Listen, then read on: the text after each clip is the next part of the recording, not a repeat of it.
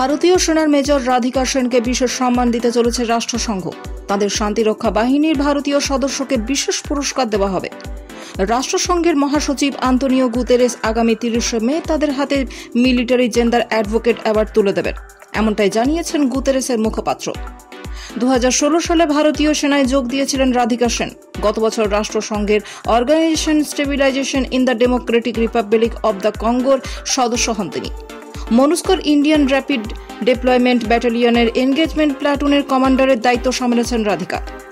চলতি বছরে এপ্রিল মাস পর্যন্ত এই দায়িত্বেই ছিলেন তিনি। রাধিকা যে সম্মান পাচ্ছেন তার এর আগে 2019 সালে পেয়েছিলেন মেজর সুমন গাওয়ানি। তারপর দ্বিতীয় ভারতীয় শান্তরক্ষা সদস্য হিসেবে এই সম্মান পেতে চলেছেন রাধিকা। হিমাচল প্রদেশের বাসিন্দা রাধিকা বায়োটেকনোলজি ইঞ্জিনিয়ারিং পড়াশোনা করে স্নাতক ডিগ্রি লাভ করেন এবং আইআইটি বোম্বে থেকে স্নাতকোত্তর ডিগ্রি অর্জন করেছিলেন। এরপর তিনি ভারতীয় সেনায় যোগদান করেন।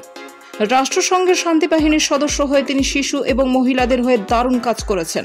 রাধিকার ভূয়সী প্রশংসা করে রাষ্ট্রসংঘের মহাসচিব আন্তোনিও গুতেরেস তাকে সত্যিকারের নেতা এবং রোল মডেল বলে দাবি করেছেন। গুতেরেস আরও বলেন, মানবিকতা এবং দায়বদ্ধতার অন্যতম সেরা উদাহরণ রাধিকা সেন। এই সম্মান পাওয়া নিয়ে মেজর নিজে জানিয়েছেন, আমার এই সম্মান পাওয়া সমস্ত শান্তিরক্ষীদের কঠোর পরিশ্রমের স্বীকৃতি দেয় এবং সমাজে ইতিবাচক পরিবর্তন আনতে অনুপ্রেরণা যোগাবে।